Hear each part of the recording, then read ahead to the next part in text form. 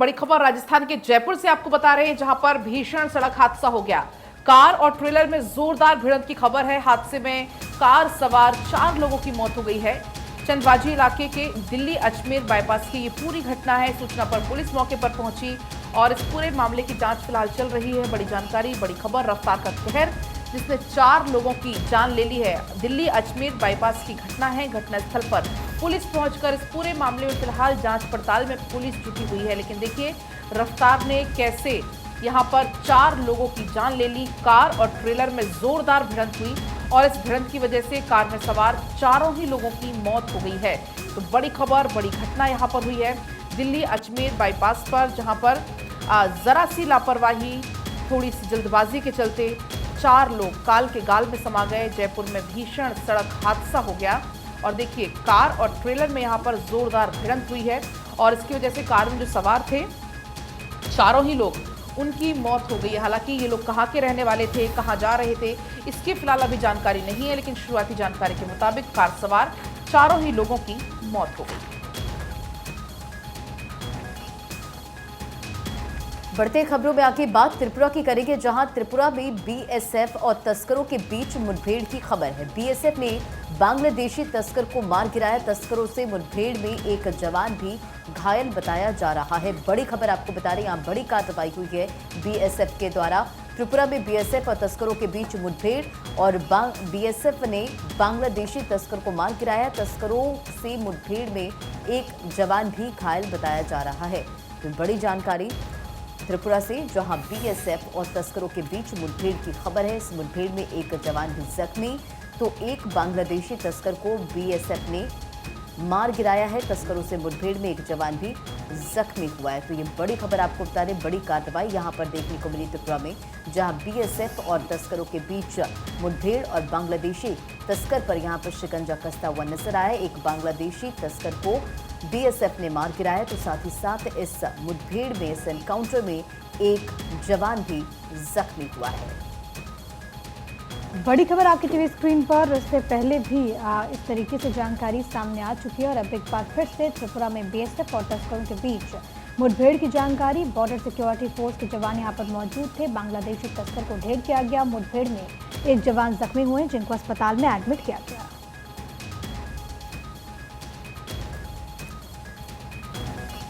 और अब एक बार फिर से अखबार के पन्ने पलटते हैं, बात करते हैं मैसूर की, जहां पर मांड्या लोकसभा क्षेत्र में मतदान पात्रता 26 अप्रैल को 17 लाख से अधिक पात्र होंगे। मतदान करने के पात्र हो जाएंगे 17 लाख लोग। कुल 17,59,175 लोग वोट डालने के पात्र हैं। नामांकन दाखिल करने की जो आखिरी तारीख है वो 4 अप्रैल की है, जबकि स्क्रूटनी 5 अप्रैल को होगी। और अगर इस पूरे क्षेत्र की बात करें तो न्यू वोटर्स की जो संख्या है वो अधिक, और कहा यह जा रहा है कि जब इस दिन वोटिंग होगी तो कई सारे ऐसे न्यू वोटर्स होंगे जो कि उस दौरान 18 क्रॉस कर जाएंगे, यानी कि 18 साल के बाद, क्योंकि वो अपना वोट कास्ट कर सकते हैं। तो ऐसे में वो सभी जो तमाम जो लोग हैं वो मताधिकार में शामिल हो सकते हैं, मताधिकार का प्रयोग कर सकते हैं। अब जो इस वक्त स्थिति बनी हुई है, टोटल वोटर्स की संख्या की अगर बात करें तो वो भी वहाँ पर अधिक है। कुल 17,59,175 लोग ऐसे हैं जो कि वोट कास्ट कर पाएंगे। और जो जानकारी है वो ये कि नामांकन दाखिल करने की जो तारीख है वो 4 अप्रैल की होगी आखिरी तारीख।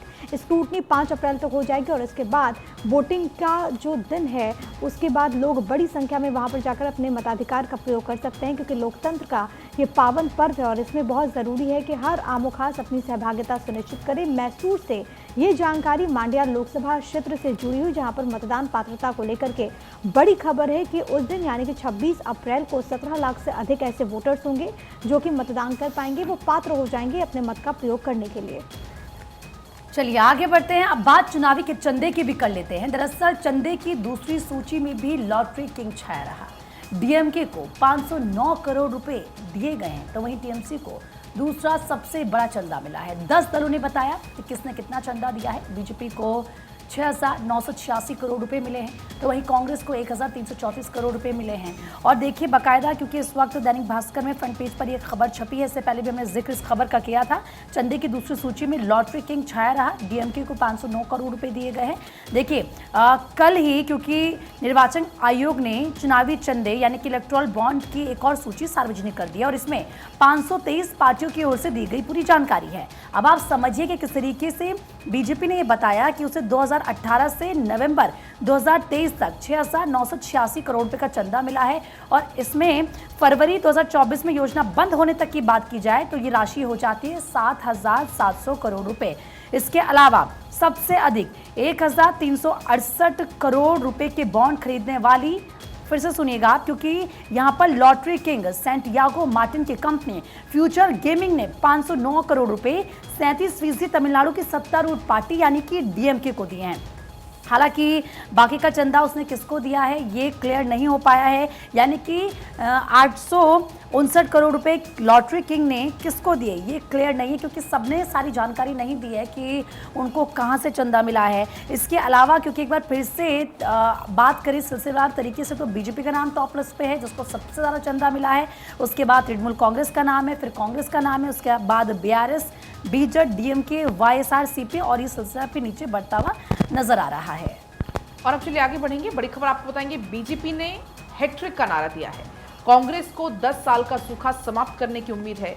कांग्रेस को सीट भले नहीं मिली, वोट बीजेपी के बराबर 4% बढ़े हैं। तो अगर हम बात करें आगामी चुनाव की, तो क्योंकि चुनाव बहुत नजदीक है, चाहे बीजेपी हो चाहे कांग्रेस अपना पूरा जोर लगा रही है। इन चुनावों में घोषणा भी हो चुकी है, आचार संहिता भी लागू हो चुकी है, लेकिन इसी बीच देखिए वोट बीजेपी के बराबर 4% बढ़े हैं कांग्रेस के भी। ये बड़ी जानकारी है। कांग्रेस को 10 साल का सूखा समाप्त करने की कहीं ना कहीं अब इन लोकसभा चुनाव से उम्मीद है। बढ़ते खबरों में आगे देखिए, प्रचार का समय कम, इंतजार का समय ज्यादा। प्रत्याशियों के प्रचार के लिए वोटर्स को नतीजे की प्रतीक्षा के लिए 40 दिन। राजस्थान में 2 दिन बाद शुरू हो जाएगी नामांकन की प्रक्रिया और शीर्ष नेताओं की सभाएं भी अब होती हुई नजर आएगी। तो प्रचार का समय कम और शीर्ष नेताओं की सभाओं की जो अब तैयारियां वो जोरों शोरों से। और आपको बताते चले कि प्रत्याशियों को प्रचार के लिए अब अगर बात की जाए तो समय काफ़ी कम बचा है और वोटर्स को नतीजे की प्रतीक्षा के लिए 40 दिन। शीर्ष नेताओं की सभाएं अब होती हुई नजर आएंगी। आगे बढ़ते हैं, लोकसभा चुनाव को लेकर के दिल्ली में बैठकों का दौर भी देखने को मिल रहा है। बीजेपी और कांग्रेस की सूची 20 तक संभव है। राजस्थान की 6 सीट पर कांग्रेस में पेच फंसा हुआ है। आरएलपी से आए उम्मीदवार सब कई सारे ऐसे नाम हैं जिसमें उमेदा राम का नाम शामिल है। 9 नाम और बताए जा रहे हैं कि जो लगभग तय और संभव है कि उन्हें कैंडिडेट बनाया जा सकता है। लेकिन अगर ऐसा होता है तो जो कांग्रेस के नेता हैं वहाँ पर अगर उनमें नाराज़गी होगी तो उसको काउंटर पार्टी कैसे करेगी, तो एक पेंच होता है जो अमूमन देखने को मिलता है। लेकिन दूसरी तरफ अगर बीजेपी की बात करें तो वहाँ पर भी बैठकों का दौर लगातार जारी है। आज भी संभव है कि सीईसी की मीटिंग हो सकती है जिसकी अध्यक्षता पीएम नरेंद्र मोदी करेंगे। अब कयास ये लगाए जा रहे हैं कि जो बाकी के बचे हुए उम्मीदवार हैं वो ये दोनों बड़ी पार्टीज यानी कि एक तरफ बीजेपी दूसरी तरफ कांग्रेस वो जल्द जारी कर सकती है। संभव है कि 20 तारीख तक ये जो नेम्स हैं वो अनाउंस हो जाए और इसको लेकर के मंथन का दौर लगातार जारी है। कई सारी ऐसी सीटें जिसको लेकर के अभी तक भारतीय जनता पार्टी ने भी अपने पत्ते नहीं खोले, जिसमें खास तौर पर बिहार आप देखेंगे, महाराष्ट्र देखेंगे, यूपी की, क्योंकि 50 से अधिक सीटों पर तो नामों का अनाउंसमेंट हो चुका है। लेकिन बाकी सीटों के लिए अभी तक भारतीय जनता पार्टी ने नहीं बताया कि किसको मौका मिलेगा। कांग्रेस की बात करें तो राजस्थान और कई ऐसे राज्य हैं जहाँ पर कांग्रेस ने भी अभी उम्मीदवार नहीं उतारे हैं। यानी कि फिलहाल कुछ दिन दिल्ली में बैठकों का दौर आपको तेजी के साथ देखने के लिए मिलेगा, क्योंकि चाहे बीजेपी हो चाहे कांग्रेस हो या फिर कोई दूसरी पार्टी हो, तेजी के साथ मंथन किया जा रहा है। आगे बढ़ते हैं, बात कुछ और खबरों की कर लेते हैं। मदर डेयरी 2 नए प्रोसेसिंग प्लांट बनाएगी, 650 करोड़ रुपए खर्च किए जाएंगे। महाराष्ट्र और कर्नाटक में भी इन्वेस्टमेंट कंपनी कर रही है। भास्कर में बाकायदा इस खबर का जिक्र किया गया है। तो देखिए किस तरीके से 650 करोड़ रुपए यहाँ पर खर्च किए जाएंगे, क्योंकि मदर डेयरी अपने 2 नए प्रोसेसिंग प्लांट अब बनाएगी। महाराष्ट्र और कर्नाटक में कंपनी इन्वेस्ट कर रही है और ऐसे में यहाँ के लोगों को जाहिर सी बात है इससे रोजगार भी मिलेगा। और अब चलिए आगे बढ़ेंगे, बात जोमेटो की होगी। जोमेटो आपको बताते हैं 8 करोड़ 57 लाख का जीएसटी का नोटिस मिला है जोमेटो को। गुजरात के टैक्स डिपार्टमेंट ने डिमांड की है कंपनी का मार्केट कैप 1.39 लाख करोड़ है। दैनिक भास्कर के हवाले से ये खबर है। जानी मानी कंपनी है जोमेटो, इस पर जीएसटी का नोटिस मिला है। 8.57 करोड़ का ये नोटिस, जीएसटी का नोटिस दिया गया है। गुजरात के टैक्स डिपार्टमेंट ने कंपनी का मार्केट कैप 1.39 लाख करोड़ रुपए है। बढ़ती खबरों में आगे देखिए, रिलायंस का मार्केट कैप 81,763 करोड़ गिरा है और पिछले हफ्ते टॉप 10 में 5 कंपनियों की वैल्यू 2.23 लाख करोड़ गिर गई है। और टीसीएस की वैल्यू की अगर बात करें तो 38,858 करोड़ बढ़ी। भास्कर के हवाले से यह खबर आपको बता रहे तो बड़ी जानकारी आपको दे रहे। देखिए, रिलायंस का मार्केट कैप 81,763 करोड़ गिरा है। 5 कंपनियों की वैल्यू में भी कमी देखी गई है। साथ ही साथ टीसीएस की वैल्यू की अगर बात करें तो 38,000 करोड़ की वैल्यू है और 5 कंपनियों की वैल्यू भी यहाँ पर घटती बढ़ती नजर आ रही है। चलिए आगे बढ़ते हैं। भारत में खिलौना बाजार बढ़ा है, एक पॉजिटिव संकेत है। भारत में निर्यात 239% बढ़ा है। भारत ने चीन को पीछे छोड़ दिया है। आयात की बात करें तो 52% इसमें गिरावट आई है। और साथ ही साथ क्योंकि खिलौना इंडस्ट्री को प्रमोट करने के लिए प्रधानमंत्री नरेंद्र मोदी ने भी कई मर्तबा लोगों से इसको लेकर के अपील की है। मेड इन इंडिया का कॉन्सेप्ट भी दिया गया, ये कहा गया कि कैसे आप वोकल बन सकते हैं लोकल प्रोडक्ट्स के लिए। लेकिन बड़ी बात यह है कि अगर हम खिलौना के इस पूरे फील्ड की बात करें, अगर खिलौना बाजार की बात करें तो किस तरीके से उसमें बढ़त देखने को मिल रही है। जो आंकड़े आते हैं उसकी तस्दीक करते हैं। और सबसे बड़ी बात है कि चीन को भारत ने पीछे छोड़ दिया है। इससे पहले भी आपने देखा होगा कि कई सारी ऐसी मल्टीनेशनल कंपनीज हैं जिन्होंने चीन में बोरिया बिस्तर बंद कर लिया और अब वो भारत में मार्केट में आना चाहती है, वो भारत में अपनी कंपनी सेटअप करना चाहती है। और इस लिहाज से अगर भारत में खिलौना बाजार की बात करें तो हम ये देखते हैं कि जो आंकड़े हैं वो ये बताते हैं कि आयात में 52% गिरावट हुई है। और अब जो मेड इन इंडिया प्रोडक्ट्स हैं उसको बहुत अच्छी तरीके से प्रमोट किया जा रहा है। इम्पोर्ट यहाँ पर बढ़ी है, तो ये भी एक पॉजिटिव संकेत है। और भारत में अगर बात करें, जो लोग जो इससे जुड़े हुए हैं, जो व्यापारी हैं, उनको भी इससे काफ़ी ज़्यादा मुनाफा हो रहा है। 239% जो निर्यात है वो बढ़ा है। बिल्कुल प्रिया, आपने सही कहा। और देखिए न्यूज़पेपर में क्योंकि इस खबर का जिक्र है, 2015 से 2023 के बीच देश की खिलौना इंडस्ट्री में ज़बरदस्त तेज़ी आई है। दरअसल उसका निर्यात 239% बढ़ गया है, जबकि आयात में 52% की गिरावट आई है। और इसकी 3 बड़ी वजह फटाफट से आपको बता देती हूँ। देखिए, पहली ये है कि भारत ने खिलौना बेचने के लिए BIS नियम बना दिए हैं।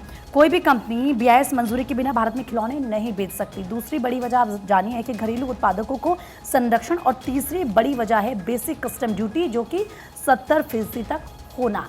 ये 3 कारण हैं और इसीलिए कहा जा रहा है कि चीन में जो बड़ी बड़ी कंपनीज खिलौने बना रही थी अब वो भारत में शिफ्ट हो चुकी हैं, यानी कि हमने चीन को पीछे छोड़ दिया है। आगे बढ़ेंगे। आंत के कैंसर का टीका इजाद किया गया है। भारतवंशी डॉक्टर ने ये टीका इजाद किया है। डॉक्टर टोनी ढिल्लो ने वैक्सीन बनाई है।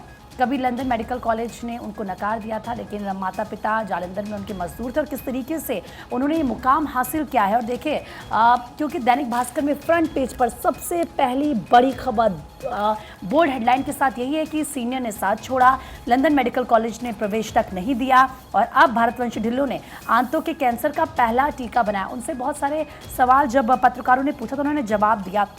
एक बहुत ही साधारण फैमिली से आते थे, उनके माता पिता मजदूरी करते थे, लेकिन उनका सपना बड़ा था और लगातार काम वो कर रहे हैं। वैक्सीन किस स्टेज पर है, कब तक ये उपलब्ध होगी, जब ये सवाल उनसे पूछा गया तो उन्होंने कहा कि पहले चरण का काम तो इस साल जनवरी में पूरा हो गया है, दूसरे चरण का काम जारी है और 2 साल में वैक्सीन के बाजार में आने की उम्मीद है। ऐसे तमाम सवाल थे। उनकी तरफ से कहा गया कि हमने देखा कि कोरोना काल में किस तरीके से चीज़ जो क्लियर थी कि सब तक वैक्सीन पहुँचनी चाहिए, दवाई पहुँचनी चाहिए, कोई इसका मोहताज नहीं होना चाहिए।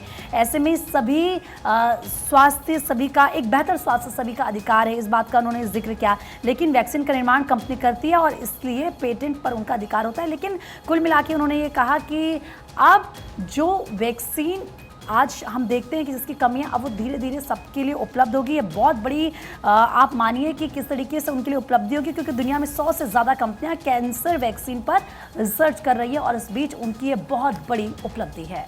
और अब चलिए आगे बढ़ेंगे। बात होगी तेलंगाना की। कांग्रेस का ऑपरेशन आकर्ष शुरू हुआ है। सीएम की मौजूदगी में 2 दिग्गजों ने थामा है हाथ। सांसद रंजीत रेड्डी, बीआरएस विधायक दानम नागेंद्र, दोनों ही नेताओं ने कांग्रेस का दामन थाम लिया है। कांग्रेस में ये शामिल हो गए हैं। तस्वीरें भी आप देख सकते हैं, क्योंकि चुनाव के पास आते ही दल बदल की राजनीति शुरू हो जाती है, दल बदल का खेल शुरू हो जाता है और हर राज्य से कुछ यही तस्वीरें निकलकर सामने आ रही हैं। फिलहाल तेलंगाना की तस्वीरें आपकी टीवी स्क्रीन पर हैं, जहां पर कांग्रेस का ऑपरेशन आकर्ष से नाम दिया है, जो कि शुरू हो चुका है। सांसद रंजीत रेड्डी, बीआरएस विधायक दानम नागेंद्र। ये तस्वीरें जो कि दोनों नेता कांग्रेस में शामिल होते हुए, यहाँ पर आप तस्वीरें देख सकते हैं। कांग्रेस में इनकी मौजूदगी, कांग्रेस में शामिल हुए हैं, सीएम इस दौरान रहे हैं मौजूद। सांसद रंजीत रेड्डी और बीआरएस विधायक यहाँ पर शामिल होते हुए। बढ़ेंगे खबरों में आगे। देखिए, नागालैंड में चुनाव बहिष्कार की धमकी, ये बड़ी जानकारी। फ्रंटियर नागा टेरिटरी राज्य की मांग पर बंद जारी है और ENTO ने कहा आंदोलन खिंच सकता है। राशन जुटाने के लिए लोगों से कहा गया है, यानी कि देखिए ये आंदोलन और बढ़ता हुआ यहाँ पर नजर आ सकता है। बड़ी जानकारी आपको दे रहे, जहां नागालैंड में चुनाव बहिष्कार को लेकर धमकी और फ्रंटियर नागा टेरिटरी राज्य की मांग पर बंद जारी है। ENTO ने कहा है कि आंदोलन खिंच सकता है और इसी वजह से राशन जुटाने के लिए लोगों को कहा गया है। आगे बढ़ेंगे। तमिलनाडु के राज्यपाल का इंकार, पोनमुडी को दोबारा कैबिनेट में शामिल के लिए इंकार उन्होंने किया। पोनमुडी पर भ्रष्टाचार के आरोप हैं और इसलिए मंत्री के रूप में शामिल करना नैतिकता के खिलाफ, ये उन्होंने कहा, संवैधानिक नैतिकता के खिलाफ होगा उन्हें शामिल करना, क्योंकि मंत्री के ऊपर कई सारे गंभीर आरोप लगे और इसी को लेकर के राज्यपाल से मांग की गई थी कि एक बार फिर से उनको कैबिनेट में शामिल किया जाए। और पोनमुडी को लेकर के यहाँ पर राज्यपाल ने कहा क्योंकि नैतिकता के खिलाफ होगा और उन पर आरोप बेहद गंभीर, एक मैसेज भी अच्छा नहीं जाएगा और इसी वजह से वो इसकी अनुमति नहीं दे सकते। तो देखिए, चुनाव की तारीखों का ऐलान हो चुका है और इसके साथ ही गर्मी तेजी के साथ बढ़ रही है। अब माना जा रहा है कि लू के थपेड़ों के बीच चुनाव होंगे। दरअसल देश की 65% सीट पर बेहद गर्मी नजर आएगी, तापमान बढ़ेगा और ऐसे में अप्रैल, मई और जून में तापमान बहुत ज़्यादा बढ़ेगा। अनुमान से 1.5 डिग्री ज़्यादा रह सकता है तापमान। मौसम वैज्ञानिकों ने गर्मी का अलर्ट बाकायदा जारी कर दिया है, यानी कि जब इलेक्शन होंगे, जब रैलियां होंगी, जब लोग घरों से बाहर निकलकर वोट कर रहे होंगे, तो उस वक्त उनको भीषण गर्मी का सामना करना पड़ सकता है। लू के थपेड़े चलते भी नजर आएंगे, यानी कि हीट वेव जिसका जिक्र हम कल भी कर रहे थे। आने वाले दिनों में आपको ऐसा होगा कि हीट वेव का सामना करना पड़ेगा, तो अपना ख्याल अभी से रखना आप शुरू कर दीजिए। और चलिए अब बात होगी बेंगलुरु की, जहां पर जल संकट लगातार जारी है और इसी बीच होटलों की पेशकश, होटल रिजॉर्ट होली के लिए कर रहे हैं पेशकश। पूल पार्टी और रेन डांस की पेशकश यहां पर की जा रही है। जल संकट के बीच ऐसे आयोजन पर चिंता भी व्यक्त की गई। नागरिकों ने चिंता व्यक्त की है क्योंकि ऐसे आयोजन में पानी की बहुत ज्यादा जरूरत होती है। आपको मालूम है किस तरीके से बेंगलुरु के जो हालात इस समय बने हुए हैं, लोग बूंद बूंद के लिए वहां पर मोहताज हो रहे हैं। इवन ये भी जानकारी मिली थी कि स्कूलों की छुट्टी कर दी गई पानी की कमी की वजह से। लोग घरों में पानी की कमी से यहाँ पर जूझ रहे हैं।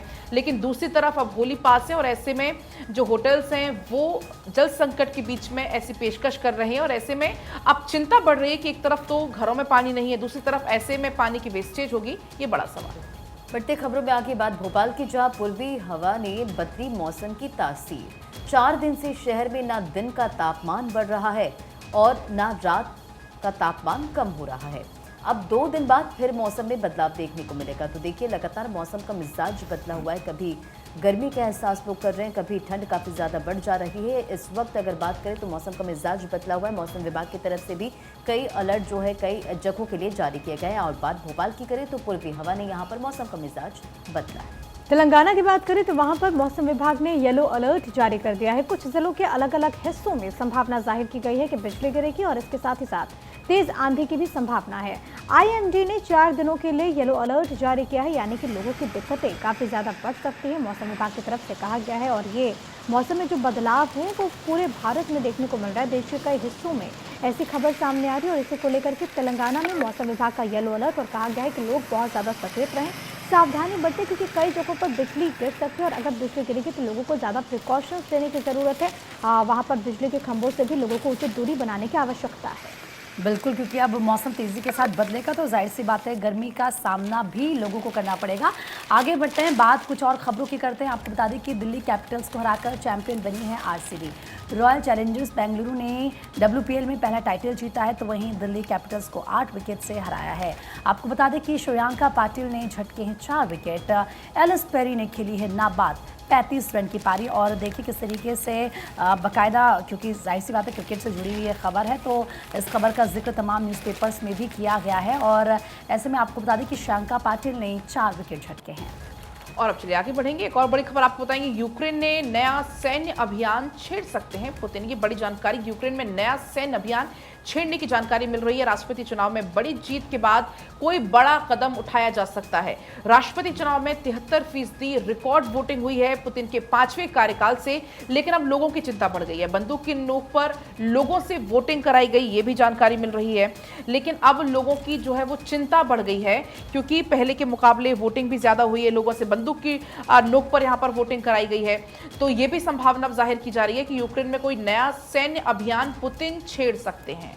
बढ़ते खबरों में आगे, और नींद से परेशान भारतीय लोगों को अच्छी और पूरी नींद नहीं मिल पा रही है। वजह है डिजिटल एक्सपोजर का बढ़ना। डिजिटल डिवाइस के चलते थकान से लोग पीड़ित हैं, परेशान हैं, नींद पूरी नहीं हो रही है। आधे से ज़्यादा भारतीय थकान से पीड़ित हैं और रात में मोबाइल और कंप्यूटर पर काम से समस्या जो है वो बढ़ती नजर आई। तो देखिए, नींद से परेशान भारतीय, एक रिपोर्ट में ये पूरी रिसर्च है और लोगों को अच्छी नींद और पूरी नींद नहीं मिल पा रही है। और इसकी वजह है डिजिटल एक्सपोजर का बढ़ना, क्योंकि ज़्यादातर लोग रात में लैपटॉप या मोबाइल का यूज़ करते हैं, जिसकी वजह से ये परेशानी हो रही है।